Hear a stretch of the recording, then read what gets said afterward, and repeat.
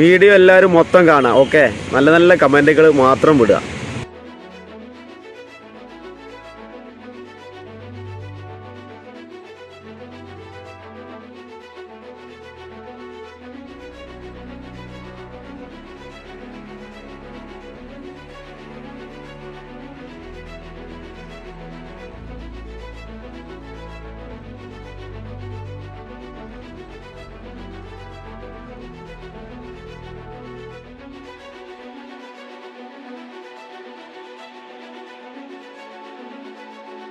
Video ഇഷ്ടപ്പെട്ട എല്ലാവരും ഒന്ന് ലൈക്ക് ചെയ്യുക. നമ്മൾ ആദ്യമായിട്ട് കാണുന്നെങ്കിൽ ഒന്ന് എല്ലാവരും സബ് ചെയ്യുക. പിന്നെ ഇതൊക്കെയാണ് യഥാർത്ഥത്തിൽ മത സൗഹാർദ്ദങ്ങൾ അല്ലേ. നമ്മൾ മറ്റു മതത്തിൽപ്പെട്ട ആളുകളുടെ വേഷം കെട്ടുന്നത് കൊണ്ടൊന്നും നമുക്കൊന്നും സംഭവിക്കാൻ പോകണമെന്നില്ല.